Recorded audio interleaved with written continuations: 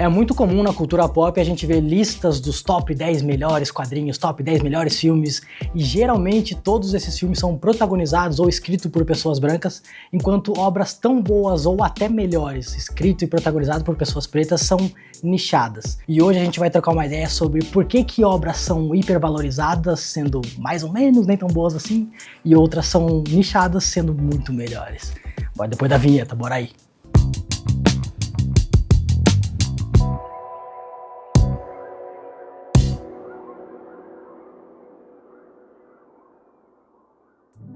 Aparentemente eu viciei na companhia desse cara, ele tá aqui mais uma vez e eu tô mega feliz. Anderson, por favor, se apresente pra rapaziada. Pra quem não viu o episódio passado, vamos aí.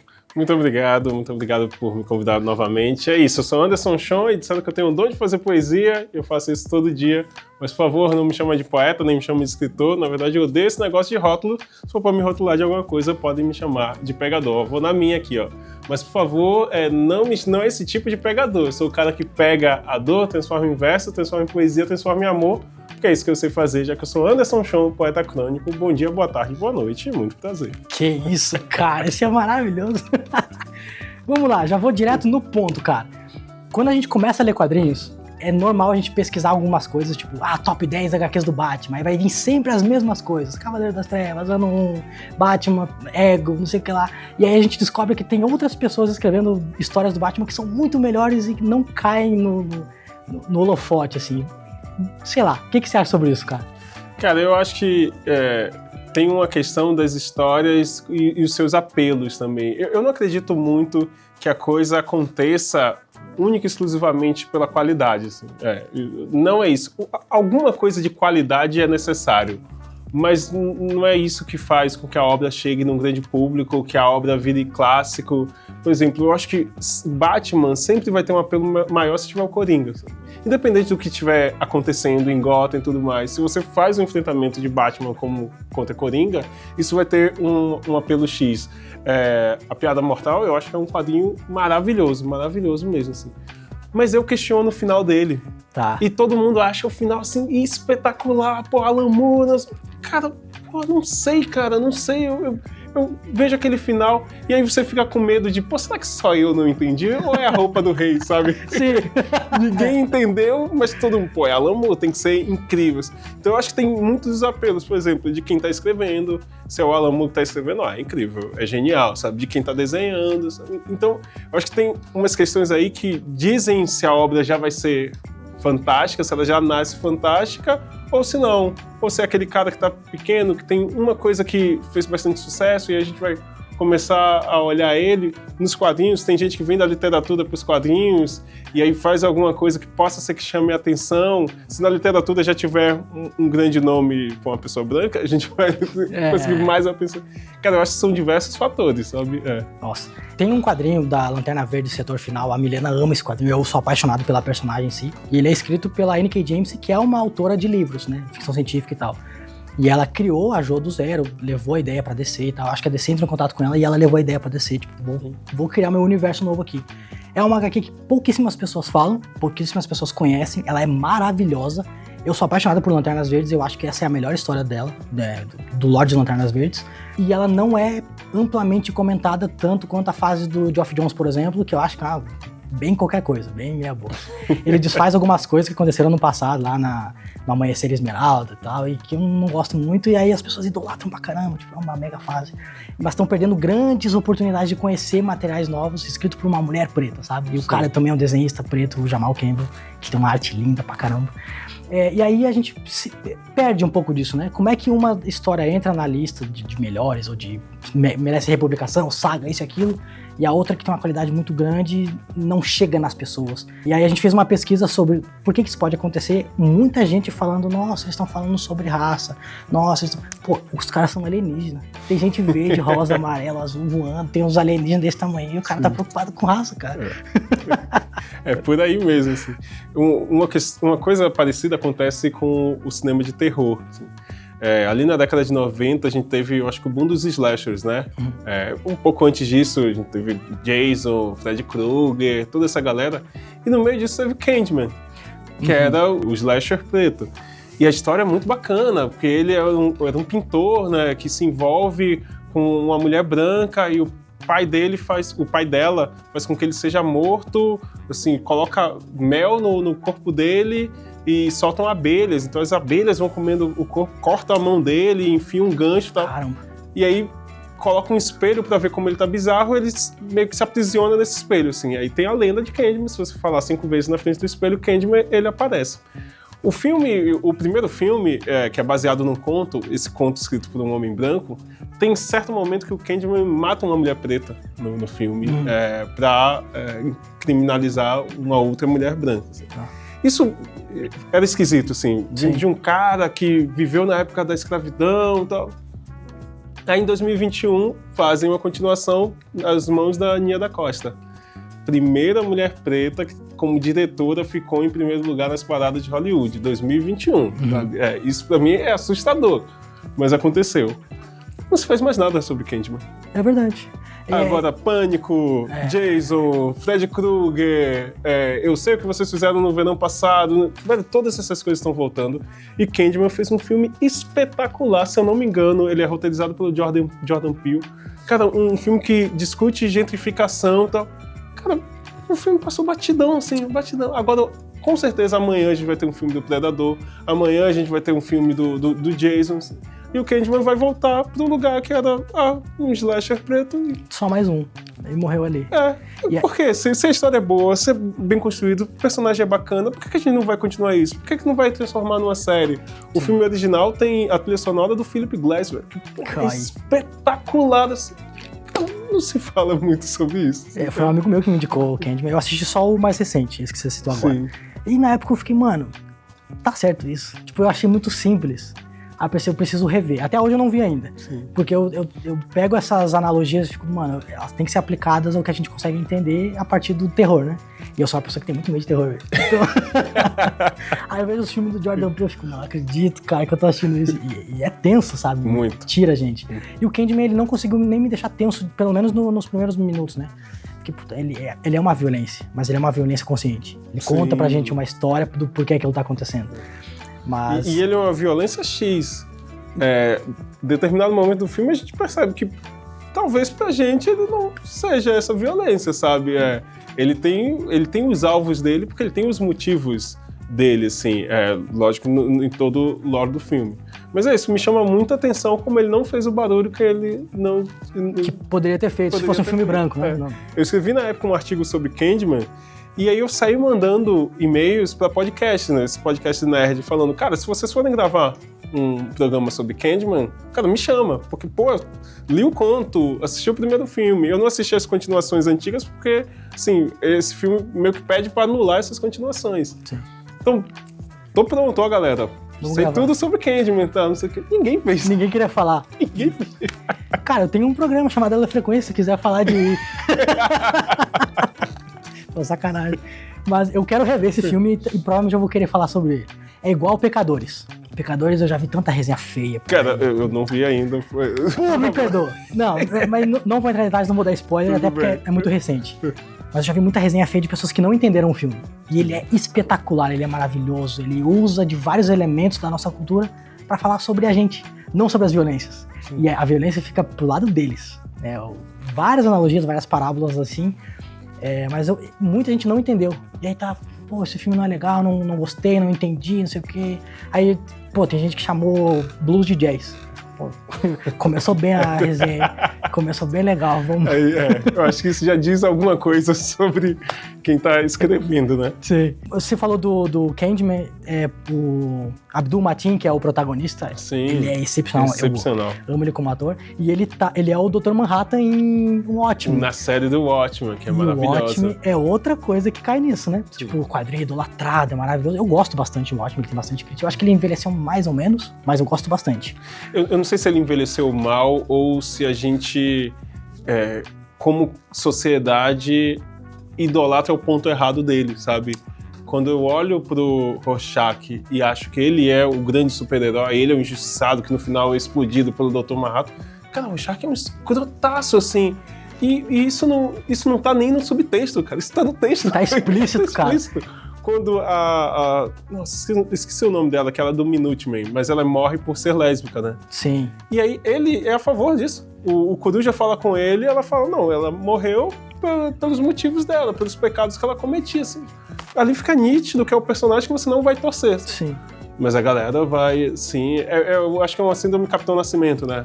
Assistimos errado, assim. É a ideia do pacificador, a ideia do justiceiro. Isso. O pessoal vê, por exemplo, o Juiz Dredd, que é uma crítica a tudo isso, ao totalitarismo e tal, aí, pô, o Juiz Dredd é bacana. Vamos replicar. Aí faz totalmente virado como apologia, não como crítica. Isso. Eu acho que entra muito nisso. O do Sylvester Stallone é impossível você ir contra. Primeiro que é o Sylvester Stallone.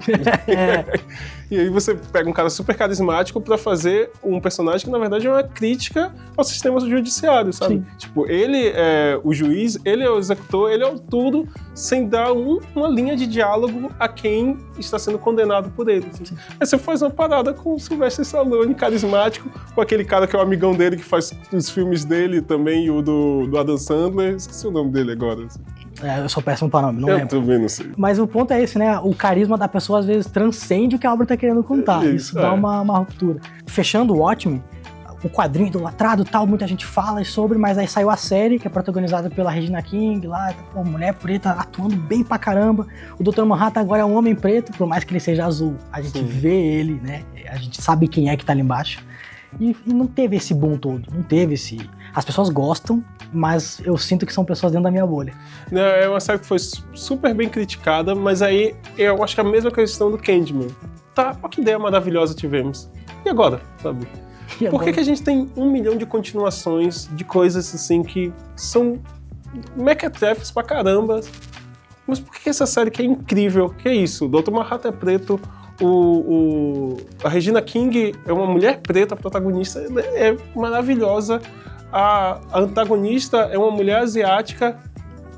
Acabou. O cara do nó no pescoço lá, o Justiça...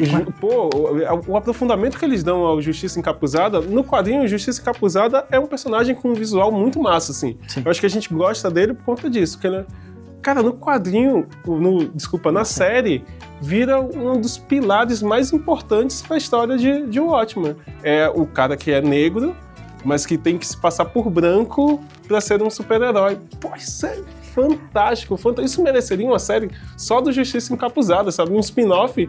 Pô, a gente tem um spin-off do Breaking Bad lá, do Better Call Saul. Cara, pelo amor de Deus, velho. Não é possível que isso seja melhor do que o que seria um spin-off do Justiça Encapuzada. Mas não tem. As coisas morrem muito, muito fácil, assim. Eu acho que a gente pode usar como exemplo também o Pantera Negra. Por mais que a gente ache que Pantera Negra é um boom, e foi esse fenômeno, a gente viveu esse fenômeno muito bacana de ir para o cinema, de se ver como super-herói.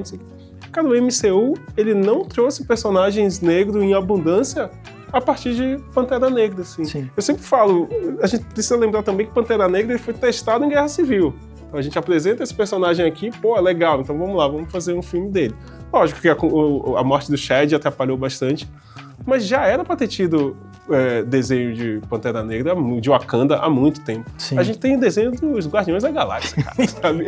Quem é Guardiões da Galáxia? Pô, com a explosão de sucesso que fez, pô, imagina ter um desenho animado que se passa em Wakanda, das Dora Milaje e tal.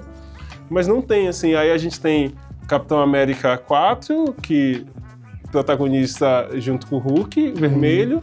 Aí a gente tem Pantera Negra 2, que o Namor é protagonista também, assim. Tem a série do Falcão, que o Bucky é... Então, não mudou nada, sabe? Apesar de ser o 9º filme mais visto de todos os tempos, não fez grande diferença. E aí, a gente faz a mesma pergunta que faz ao Candyman e que faz ao Watchmen. Cara, por que isso não teve uma reverberação tão grande, sabe? O dito... eu citei lá no programa passado, né? O dito da Sueli. Eles deixam a gente passar, eles deixam um de nós ir pra... Tipo, é isso. Pra continuar corroborando com o que eles idealizam pra aquilo, né? Tipo, a representatividade morre ali. É um só por vez. Isso. Porque se eles foram talentosos o suficiente, vocês não chegaram nesse momento porque vocês não são talentosos o suficiente. Porque vocês não estão se esforçando o suficiente. A ideia de Watchmen, ela expandiu pra tantos lados. Tem antes de Watchmen, tem depois de Watchmen. Sim. Tem o relógio do juízo final lá, que é o... Junto com o universo DC. Que é o confronto com a DC. custava fazer um spin-off focado nesses personagens, tipo, baseados na série. Faz uma segunda temporada, sabe? E o lore da série é essa ideia, né? Tipo, os Estados Unidos finalmente vivem em paz com a ideia de que eles foram racistas e que eles esmagaram a comunidade preta, e a coisa tá ao contrário, assim. Então você tem guetos que são comunidades brancas que não aceitam aquilo. Cara, essa história poderia se desdobrar para muitos lados, mas muitos lados. Assim. Caberia um conto de terror muito maneiro sobre isso, Nossa, né? muita coisa, assim.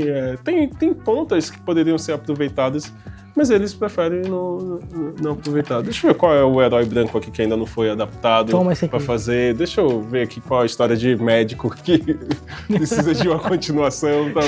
História de médico é bom. Eu falei isso em algum dos programas. Eu citei que eu queria ver o Calvin Ellis, o Val Zod como Super-Homem. Pô, dá um diretor pretão, um protagonista pretão, um único filme. O Super-Homem tem 8 ou 9 filmes live action, um Super-Homem branco. O Michael B. Jordan não estava atrás de uma parada assim? Que ele ia adaptar? Ele ficou como produtor, depois ele ia estrelar também, aí o projeto foi engavetado por causa do reboot agora, que teve lá James Gunn entrando e tal. Entendi. Nunca mais se falou nada, mas ele ia ser o Val Zod, tipo, eu ia amar, cara. Não dava pra ser uma série, cara? Tipo, podia também. Ia incomodar se fosse uma série? Eu tenho medo que a série seja muito nichada, né? A série vai assistir quem quer, tá no streaming. Sim. Agora o cinema, que leva todo mundo pro cinema, tipo Pantera Negra, cabe nisso que você falou também, né? Tipo, é só um filme protagonizado. Dá um filme pra esse cara. Aí tem o Senhor Incrível agora no filme do Super-Homem, lá do James Gunn. Botaram ele como coadjuvante e tal, ele que é uma das mentes mais brilhantes do universo da DC, dá um filme pra ele, apresenta ele antes, sabe? Não precisa ser só o Super-Homem. A gente gosta muito, quer ver o Super-Homem em tela, mas a gente quer ver mais. A gente quer ver outros personagens, né? A própria Jo, cara, se ela tiver na série dos Lanternas Verdes, pra mim vai ser um boom gigante. Sim. Mas você acha que ela vai ganhar uma série? Quem vai ganhar é a menina Jéssica Cruz lá. Então, o John pode ter a série, né? Mas vai protagonizar junto com o Hal Jordan. Exatamente. Pô, de novo, mais do mesmo, cara. Isso. A sensação que eu tenho é que as pessoas não confiam no potencial de personagens negros heróicos no cinema, nas séries. Vai ter que ser sempre com alguém ao lado. E aí isso talvez justifique, por exemplo, o Super Choque ainda não ter tido uma série, sabe? Porque, pô, não vai ter uma pessoa branca pra ficar lá, então é melhor não ter, assim. Sim. O Blade, cara, cadê o filme do Blade, né? E essa história, ela é toda mal construída, porque o cara, né, esqueci o nome do ator também, tô ótimo de eu sou igual, não tem problema não. Mas ele é o Boca de Algodão do... o Marechal Ali. Isso. Lindo, maravilhoso. Porra. Ele que foi pedir pro Zé do Boné, né, lá, ele falou, pô, eu quero fazer o Blade. Aí beleza, toma o Blade. Cara, os caras não conseguiram fazer um roteiro bom, não conseguiram pegar um diretor... Cara, você não conseguiu fazer um roteiro bom do Blade? Na década de 90, ali 90, 2000, os caras conseguiram com o Wesley Snipes. Vocês não conseguiram fazer um roteiro bom? Assim, me chama, cara. Vamos lá, eu consigo escrever na hora assim, esse roteiro desse filme. E aí o filme foi apagado, sabe? Aí a sensação que eu tenho é essa. Pô, vamos associar Blade a quem? Pô, não dá pra botar um Capitão América branco junto com Blade. Não dá pra botar um Homem de Ferro assim. Pô, vai botar só o Blade, cara? Não, então bota, né? É isso. Sabe? E em algum momento, tudo isso que a gente tá falando vai ser lido como, pô, que exagero desses caras. Mas a gente não tá fato isso. Sim, tá lá, tá, não tem como contra-argumentar, tão exagerando. E aí tem um ponto que a Liga da Justiça do Zack Snyder, que depois a gente descobriu que o problema era que o Cyborg era o protagonista. Sim. Sabe? Da história dele, e isso ficou nítido no corte dele. É uma das partes que eu mais gosto. Eu não gosto desse filme, acho ele extremamente problemático. 4 horas e 20 de filme, cara. Não precisa, né? Mas as cenas do Cyborg... são muito boas. Poxa, elas são muito boas. Tem um quadrinho do Cyborg que é escrito pelo Morgan Hampton, que é um homem preto, trans, que é maravilhoso. Ele bota muito desses dilemas do Cyborg nisso, e é uma série que também não foi pra frente. Mas você vai falar lá do Marv Wolfman, que foi o cara que criou o Cyborg. Nossa, ele tem séries maravilhosas. Pô, dá uma continuidade pra esse Cyborg, sabe, que eu quero ver. Tem outro que é do... eu esqueci o nome do cara. Eu sou ruim com o nome, mano. Que é o Cyborg do Universo Renascimento, que também é um homem preto que escreveu, que é o criador do conceito de Homem-Aranha, do Aranha-Verso, lá dos anos 90. É um autor pretão muito foda. Eu esqueci o nome dele, infelizmente. E ele fez uma run fantástica. Ele até faz uma ciborgue mulher também, que é a Scarlett Taylor, minha parenta. Que ela é muito bem desenvolvida, tal, é apresentada num novo universo. Aí eles meio que fazem uma ponte temporal para que isso se estabilize e tal. E isso não teve continuidade, sabe? Então, tipo, todas as fases do Universo Renascimento foram longevas pra caramba. Essa do Cyborg, que era uma das melhores, ficou por isso mesmo. E aí, entre o que você falou também do Super Choque, tava lá na DC Fandom de 2020, 2019, 20, se eu não me engano, a Milestone anunciou que tava voltando e tal, em parceria com a DC. Pô, eu fiquei muito feliz, cara. Aí anunciaram a volta do Super Choque nos quadrinhos, todo o universo Milestone nos quadrinhos. Eu fui lá, li tudo, acompanhei tudo. No final do evento, o Super Choque vai ganhar um filme. E o universo Milestone vai ganhar uma animação. Puta, era o dia mais feliz da minha vida, cara. Cadê? Sabe, tipo, não dá. Aí, contraponto, a gente tem Harley Quinn, o Homem-Pipa. Aí tem agora Homem-Pipa, cara, que é... Uma animação do Homem-Pipa, é verdade, cara. E assim, animação, assim, a grana que é investida ali, de efeito especial, de roteiro, cara, seria a mesma pra fazer uma coisa de melhor qualidade, com outros personagens. Mas não, a galera achou a ótima ideia. Uma vez eu li o livro sobre o livro do Donnie Darko, assim, que conta a jornada, assim. Eu fiquei pensando, cara, para você conseguir um produtor, um investimento, alguém que leia o seu roteiro, velho, isso é um rolê absurdo, sabe? E aí o cara conseguiu fazer tudo isso com o Homem-Pipa. Eu tenho uma excelente ideia. Eu vou alavancar as animações da DC. Quem que é o Super-Homem? Não, é o Homem-Pipa. Imagina a pessoa na reunião. Cara, tá certo, o Homem-Pipa. É o Vixen não. Nossa. Vai ser o Homem-Pipa. Imagina uma série, porque outra coisa que eles fizeram, e isso é revoltante, assim, eles colocaram uma série da Vixen no HBO Max, mas na verdade é o desenho, o filme... Cortado. Eu acho tão...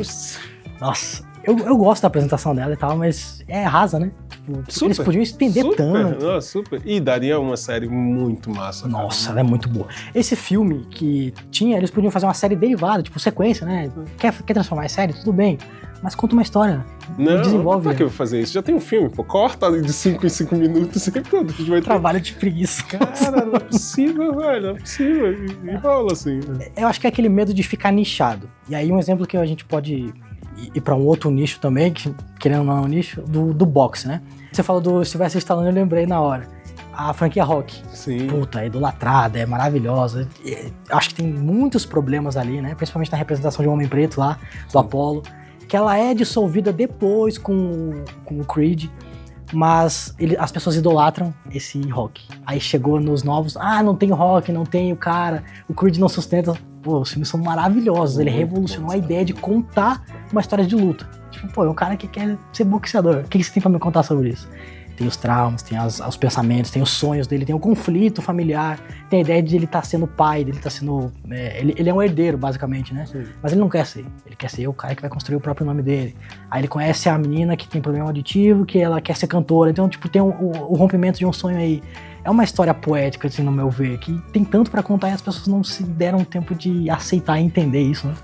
E aí é curioso, porque aí você pega uma história com protagonismo preto, com diversos subtextos, por exemplo, isso, assim, tipo, você quer cantar, mas você não consegue escutar, sabe?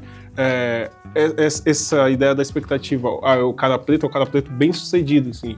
Então, de fato, ele já tem grana, ele tem uma boa vida, mas ele precisa correr atrás do sonho. A ideia do pai ausente, mas numa outra camada, assim, do que essa ausência, que ao mesmo tempo é presença porque ele é apaixonado pelo boxe, assim. Mas são os filmes do Rock que são rasos e tudo bem eles serem rasos, assim, porque é escolha, assim, você não tem que ser profundo em tudo.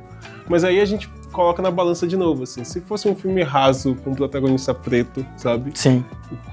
Como é que isso seria visto pelo mercado? E como a gente olha para os filmes que são mais profundos, com protagonismo branco, assim. Sim. Eu acho Creed maravilhoso. Maravilhoso, e exatamente por isso. Porque ele tá falando sobre as diversas lutas, sabe? E o boxe é a metáfora para tudo isso. Pô, a pessoa olhar e dizer, cara, não sabe. Cadê o Rock? Cadê... não. A última cena dele contra o Damien, né? Damien. Pô, ela é arte pura. Porque não é sobre o boxe, é sobre o conflito que eles tinham, se vendo, estando ali naquele ringue, que, pra quem não sabe, eu já fui lutador de boxe, eu acho que eu já falei isso alguma vez aqui, não sei. Você tá nervoso, você tá tenso, o ringue, ele parece uma caixinha de fósforo. Se você tá à vontade, se você tá tranquilo, o ringue, ele aumenta, assim, fica gigante.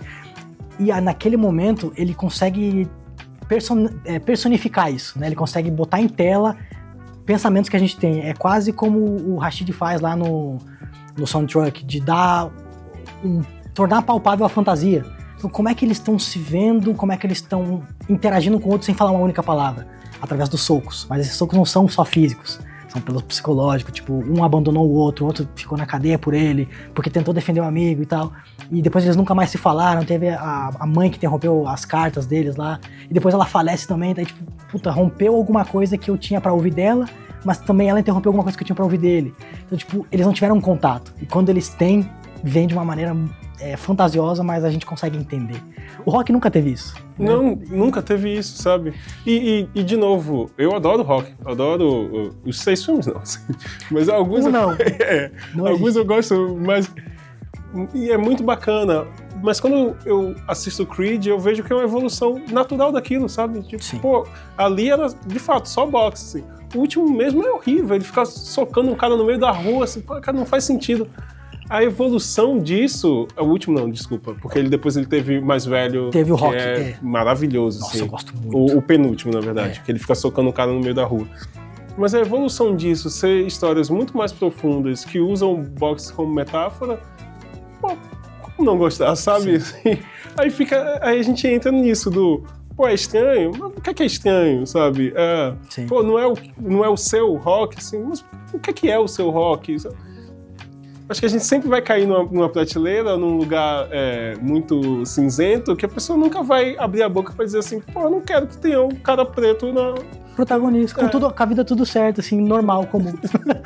Eu acho que o mais perto que a gente teve isso foi Pequena Sereia.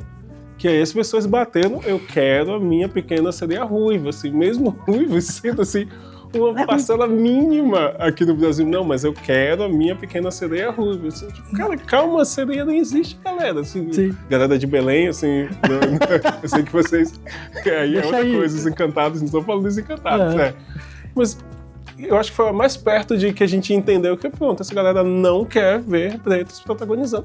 Criem as suas próprias histórias. Gente, histórias são histórias. Ficção é ficção, sabe? Personagem é personagem. Então eles podem ser, respeitando esse contexto, né? A ideia de como essa história é contada, eles podem ser do jeito como eles quiserem. Sim. Contem suas próprias histórias. A gente tá tentando. Né? Eu quero me ver naqueles personagens que vocês criaram se vendo normalmente. E aí tem a ideia do super-homem ser um alienígena, ele não ser humano. Como é que a gente pode levar isso, né? Porque no bruto, lá no fundo, o super-homem não é branco, porque ele é alienígena. Raça é um conceito terrestre. Então, aparentemente, ele é um homem branco. Isso aí dá pra se entender por tantos. E ele é um imigrante. Né? Quanta analogia as primeiras histórias dele falam sobre o imigrantismo, né? As pessoas que não se sentem em casa, são despejadas, não, como é que fala? Deportadas. Isso. Não são bem aceitas na sociedade. Tem as entrelinhas lá. E aí você quer expandir isso, levar, vamos botar uma questão racial, porque foi uma questão importante e tal. Vamos fazer um super-homem preto. Não é o Kal, não é o Kal-El e tal. É o Val-Zod. Isso. A gente vai contar nossas próprias histórias, com aquela mesma roupagem, né? Pra incluir. Pra gente se ver naquele lugar, assim. Aí eu vou puxar um pouquinho a sardinha pros Estados Unidos da África, que é isso, assim. A HQ que tem lá um camaronês, um africano super-heróico, com esse mito do Superman, né? O cara que voa com a capa esvoaçante, por conta disso, assim, da gente se ver nesse lugar. Aí uma pessoa, isso ainda não aconteceu porque eu sou ótimo dando respostas, assim, então é muito difícil que eles venham até mim. Alguém vai dizer, tá vendo? O cara criou o próprio super-herói, mas é o Superman. Sim. Sabe? O que eu fiquei encantado foi nas capas variantes, né? Que, tipo, são algumas releituras do Super-Homem. Exatamente. Eu acho que é pra quebrar isso, de tipo, a gente vai criar nossas histórias, mas já tem algo que foi fundamentado e, infelizmente, foi fundamentado só por pessoas brancas, só com personagens brancos. Então a gente vai usufruir disso, sabe? Como o território Lovecraft. Então, Lovecraft, incrível, não sei o que, cara, racista, machista, escroto. Alguém foi e falou, não, beleza, ele não faz tanto sucesso, então vou pegar a mitologia dele toda aqui, vou botar personagens pretos e pronto, isso vai acontecer, assim. E dizem as más línguas que tem um cara chamado Anderson Show que tá fazendo isso com o Monteiro Lobato, mas isso... Que isso, ó! Novidade vindo aí, quentinha. Quentíssimo. Assim. Tem mais pra elaborar? É isso? O máximo que você pode entregar é isso? Cara, eu posso dizer a sinopse. Pode ser? Pode, por favor. Cara, é um livro que eu reimagino a continuação de Reinações de Narizinho, a partir da ideia de que Dona Benta morre e o sítio fica com Tia Anastácia. e ela transforma aquilo num quilombo. Caramba! E aí a gente vai ver as histórias mágicas, lúdicas do sítio com crianças pretas. Caramba, isso é muito maneiro. São elas que vão protagonizar isso. Isso é muito... Eu queria alguma coisa assim na época que eu era criança. Porque eu fiquei tipo, mano, as pessoas falam literatura infantil é Monteiro Lobato, você precisa ler. E eu lendo, tipo, o que estão falando, assustador. Não, lendo com a cabeça de hoje é tenebroso. É bizarro. É ruim. Na época a gente não entendia muito. Não entendia muito, sim. Aí você falou do seu personagem, né, de Estados Unidos da África, eu lembrei do Ícone, que ele também é uma releitura do Super-Homem, né? Ele vem não conheço. É o Ícone da Milestone. Ele é o Augustus Freeman, lá no planeta dele ele era meio que uma espécie de advogado, assim, um conselheiro da monarquia. E ele chega na Terra também, ele se perde da frota estelar que ele tá indo, ele cai na Terra em 1838, se não me engano, pouco antes da abolição da escravatura, né? Foi em 1865 lá fora, se não me engano. Algo assim, né? E aí ele cai num terreno desse, a nave escaneia uma camponesa que estava perto, que era uma mulher preta, e ele copia o biotipo dela. Então ele vira uma criança pretinha. E aí ele nasce, cresce sob os cuidados dela, vê toda a abolição da escravatura, vê o que aconteceu. E é uma releitura do Super-Homem dos tempos modernos, porque o Super-Homem é de 38, o Ícone é de 93. Inclusive ele foi indicado a Eisner e tudo mais por causa disso. O Duane McDuff é genial pra fazer esse tipo de coisa. E as duas obras conversam muito entre si, de homenagear o Super-Homem, mas não é o Super-Homem. Isso. A gente queria se ver nesse tipo de coisa, sabe? E não virou franquia também, não teve filme, não teve... Sim. Sabe? O Superman tem uma história muito maravilhosa, assim, que é o Paz na Terra, que é sobre ele entendendo o que é exclusão, sabe? Ele, de repente, percebe que ele pode acabar com a fome no mundo. Não por ser super poderoso, mas por ser uma figura influente. Então ele entende que existem muitas perdas, tipo restaurantes, indústrias e tudo mais, que se ele juntar tudo isso e sair distribuindo comida no mundo, e aí ele resolve fazer isso, assim. Só que ele percebe, por exemplo, que tem lugar que ele chega que já tem um domínio que diz assim, não, você não vai distribuir nada, deixa aí que eu distribuo. Assim. Aí ele fica, não vou fazer isso, senão você vai usar isso de politicagem. Aí os caras ameaçam a própria população. Se você distribuir, eu mato todo mundo. Assim, E aí tem lugar que explodem a comida em veneno, assim. E aí ele percebe, cara, não. A fome é um produto. Exatamente, pessoas ganham com a fome. Mas é porque você estava falando, ele não é um homem branco, ele é um alienígena. Assim. Ele nunca vai ser um homem, né? Um humano. Ele nunca vai ser, porque ele nunca vai entender, por exemplo, dele partir desse pensamento simples que ele conseguiria acabar com a fome, assim. Então, cara, se a gente parte dessa ideia, né, dessa figura do super-heróico, mas que não é humano, que ele pode representar pessoas, ele pode representar a partir talvez dessa inocência, assim, de tipo, qual é o meu lugar aqui na sociedade? Por que ele tem que ser sempre da mesma forma? Sim. Por que a gente não pode brincar com a ideia de em algum momento ser asiático, de algum momento ser russo? Porque russo pode, né? Já que pra ser russo era pra criticar comunismo e tudo mais, assim, aí pode ser. Aí pode. Então por que ele não pode ter tantas outras variantes, assim? Não, aí é engraçado que eu acho que eu falei isso em algum outro lugar também, eu não quero soar repetitivo, mas eu falei, nasceu o Super-Homem, foi um grande sucesso, a gente precisa replicar disso. Aí foram feitas novas ligas, né, Mulher Gavião, Batman e a companhia, só que também veio Superboy, a Supermulher lá, Supergirl, aí veio um cachorro, que é o Krypto, mas quando chega no Homem Preto, não, aí não pode, aí tá ruim pra vocês. Tipo, cara, deixa rolar, faz franquia disso. E aí cabe até a ideia do nicho. Beleza, é pra nichar? Então deixa pra gente. Não consome, não lê, só não azeda. Tipo, não me tira isso. Você pode ter a sua história, você pode ter o seu Paz na Terra, você pode ter o seu filho vermelho, né? Entre a Foice e o Martelo. Entre a Foice e o Martelo. O Paz na Terra, inclusive, eu não li porque eu não gosto muito do Alex Ross. Mas é é porque entre um quadrinho e outro, ele faz folheto de testemunho de Jeová. Cara, que maravilha de me falar isso. Quando eu falo, que isso, cara, tá militando errado. Não, mas eu gosto. Eu falo, mas eu gosto. Eu tenho alguns problemas com a história dele, justamente por ser hipervalorizado, sabe? Principalmente Reino do Amanhã. Fazendo um gancho rapidão, assim, que Reino da Manhã é basicamente uma história de conservadorismo, né? Tipo, os novos super-heróis não dão conta, precisa resgatar os antigos. Sim. Deixa que a gente tomar conta disso. É o contrário de Harry Potter, né? Harry Potter ensina sobre, os jovens, eles têm poder pra fazer mudanças. E aí, disclaimer que J.K. Rowling, péssima, se puder deixar de viver, agradeço. Vá pra casa... Mas é sobre esse protagonismo juvenil, e Reino da Manhã não, tipo, os caras que já passaram, a geração deles não é mais aquela, assim, de não, a gente tem que estar no poder. Aí não pode, a gente vai voltar e retomar tudo isso. Mas eu acho massa, cara, é porque é isso, pessoas como você conseguem ler esses quadrinhos e perceber os erros que existem ali e as reflexões, sabe? Teve gente que tava reclamando daquele filme que o Downey Jr., o personagem do Downey Jr. vira negro, né? Ele muda de... É um filme de comédia escrachada de guerra, assim. Tá. A galera achando que isso era blackface, assim. Cara, não, pelo contrário, ele tá fazendo uma crítica enorme dentro do filme. Então, quando se lê Reino da Manhã, cara, isso fica nítido. Pô, cara, dá licença, existem novos super-heróis, assim. Mas às vezes, aquela leitura ali do... eu quero ver só o poderzinho e raio e gente voando. Tem. Inclusive, você fez um poema muito maneiro, assim, né? Tem. Não é meu, não, é do Preto Michel. Nossa, eu só declamei, assim. É bom pra caramba mesmo. Pegou muito, o plot twist do negócio é lindo. Indo já pros finalmente, assim, ainda citando o Alex Ross, tem a Justiça, se eu não me engano, que é uma alusão grande ao comunismo. Os vilões tomam conta do planeta Terra curando a fome, curando doenças, popularizando o acesso a tudo, depois eles vão lá e tomam tudo porque eles querem ser os grandes vilões da história. Então, tipo, as pessoas leem e falam, não, isso é maravilhoso, os super-heróis voltaram e dominaram tudo, né? E aí, tipo, há também o código moral dos super-heróis que eles estão rompendo um pacto normal de o super-homem pode agir em outro lugar, ele pode interferir em outras coisas. Tem um quadrinho que vai sair agora que é Super-Homem no Mundo, e a equipe lá de Camarões fala sobre isso. O Super-Homem chega em território camaronês lá e aí, posso agir e tal?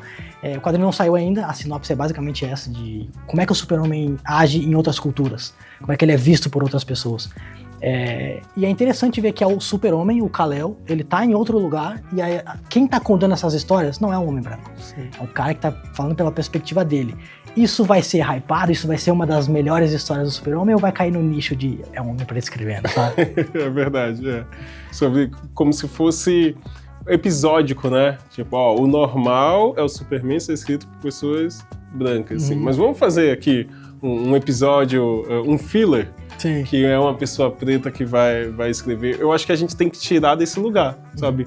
Então, o Superman é um personagem. São pessoas brancas vão escrever, pessoas pretas vão escrever, mulheres vão escrever, trans vão escrever. Cara, e se isso é da linha normal do Superman ou se é um spin-off, eu acho que isso faz pouca diferença, sabe? São fases, né? Exatamente. E eu adoraria que cada vez mais esses personagens caíssem na mão de pessoas mais plurais. E aí a gente ia ver outras histórias. Talvez o cansaço que a gente tenha hoje de super-heróis seja isso. Sim. Porque são as mesmas pessoas escrevendo, falando sobre as mesmas coisas, apontando problemas que talvez já não chamem a atenção da gente. Cai no mesmo, né? Exatamente, cai no mesmo, sim. Isso me lembrou, inclusive, você falou de Blade antes, eu tava pensando aqui. Eu tava lendo umas histórias do Blade mais antigas, e aí tem um acontecimento em 1920, que é quando ele começa, né, quando ele nasce, que tem a participação do Wolverine. Aí quando falaram, o filme poderia se passar em 1920, eu falei, tá aí, ó, vai cair no nicho de novo de ser um protagonista preto junto com, talvez que seja uma menção ao Wolverine. Mas ele vai estar lá fazendo uma pontinha pra chamar os fãs do Wolverine, sabe? O Wolverine salva ele quando ele é criança, e depois ele recorda isso muito mais velho, que ele tá tendo um embate com o Wolverine, e ele lembra, né, tipo, não vou te matar porque você me salvou outra vez e tal. E aí, mas é aquilo que você falou, pra vender aquela história tem que ter um personagem branco, tem que ter alguma coisa que remeta à maioria das pessoas, né? O público fiel. Por mais que a gente tenha tido o sucesso de Pantera Negra. E eu não consigo entender como é que a gente ainda não replicou esse sucesso. O cinema não funciona dessa forma? Sim. Faz uma coisa, deu certo, e um monte de gente replica isso, assim. É tipo o cabelo do Killmonger em jogos que a galera... esse é cabelo de pessoas pretas, então. E a desculpa era, não, dá muito trabalho. Cara, dá muito trabalho pesquisa, assim. Sim. A ideia é, você ganha pra isso, assim.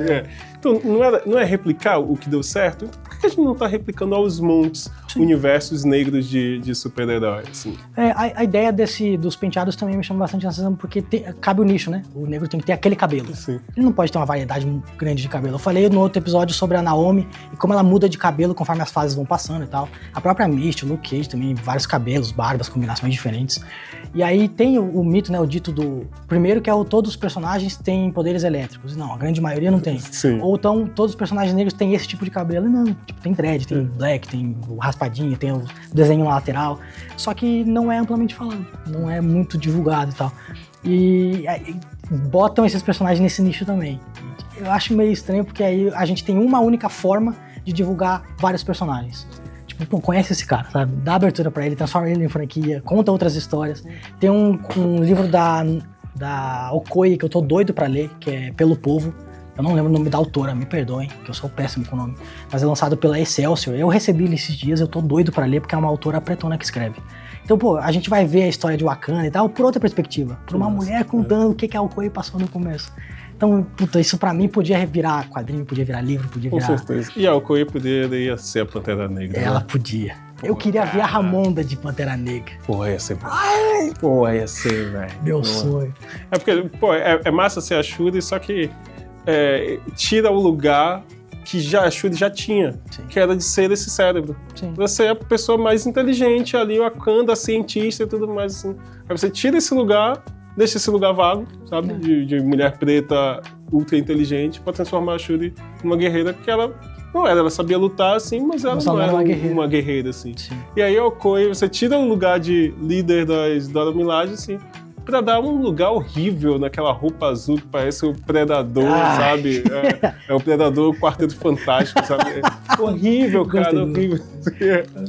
Então, tem umas escolhas que eu realmente não consigo compreender. Assim. Esse filme passou por tanta refilmagem, se eu não me engano, foram 7 roteiros negados. Inclusive, outro parênteses que eu queria fazer, a primeira roteirista do Blade foi uma mulher preta. E ela deu uma entrevista recentemente falando que todas as ideias originais que ela levou pra Marvel foram vetadas pelo Kevin Feige porque talvez não podia acrescentar outros personagens. Então eu lembrei do que você falou, né? Que tem que ter o apoio de outro personagem. E ela fala, imagina, voltar as histórias porque elas são originais demais. Que é isso, cara? Como é que isso é ruim, né? Que base é essa, né? E é basicamente Pantera Negra. Ele apontou algumas alternativas pra suprir a morte do Chadwick Boseman, mas a que ponto levaria? O que eu poderia revolucionar nisso tudo? Daí leva o estereótipo da mulher que tem que estar em todas as posições. Ela é o cérebro, ela é cientista, ela é a filha, ela é a guerreira. A Okoye também, a outra menina lá que era o interesse romântico do T'Challa também. Sim. Né? Então, tipo, elas têm que estar em todas as posições. Gente, organiza, divide, dá um spin-off pra cada uma delas, né? Pô, o Capitão América teve, o Bucky teve, os caras todos tiveram, por que as mulheres não podem ter? Principalmente esse elenco. O M'Baku, eu queria saber a história do M'Baku. Nossa, maravilhoso, sim. O cara é tão bom que, assim, ele não consegue ser só um coadjuvante. Você vê que ele foi anunciado no Vingadores Doomsday, sabe? Então, O que ele vai fazer lá? É isso, sabe? Pô, vamos colocar mais tempo de tela dele, vamos dar um spin-off a ele, vamos dar uma série. Tá, vou e te aviso. Na volta a gente compra. Não, na volta a gente compra pra mim chega. Acho que a gente pode encerrar aqui, que isso aí é trauma. Pega aqui no meu coraçãozinho. Mano, foi um prazerzaço trocar essa ideia. Obrigadão, foi bom demais. Obrigadão. Você é muito inteligente, você troca uma ideia que me faz pensar, tipo, eu vou ter que ler Paz na Terra agora, com outra visão. Pô, eu vou ter que ler o Ícone. Eu vou ter que ler o Ícone. Ícone e Rocket. Pode ser tanto 93 quanto a série de 2021 saiu. Ação maravilhosa. Hardware você vai amar também. Que é uma releitura do Homem de Ferro, tipo, que é um homem pretão questionando o sistema porque ele foi explorado pelo padrão, sabe? Você vai amar isso. Enfim, gente, nosso papo chegou ao fim. Infelizmente, eu amei a sua companhia aqui. Se quiser deixar um recado, algumas considerações, a tela é sua. Cara, agradecer pelo Facom, Hello Frequência eu assisto sempre, assim, e a galera que estiver assistindo, vamos assistir mais, vamos dar mais moral a conteúdo feito por pessoas pretas aqui na internet, é bem importante. E é isso, eu sou Anderson Chon, do @AndersonChon, Anderson SHON, nos vemos por aí. Excelente, gente. Me despeço por aqui, a gente volta no próximo episódio. Não se esqueçam dos macetes de sempre. Se inscreve no canal da TV Perifacom, segue a gente no nosso @elofrequência, Enevoada com 2 As no final, ou Manuel Taylor, e a gente volta na próxima semana. Nós, tamo junto.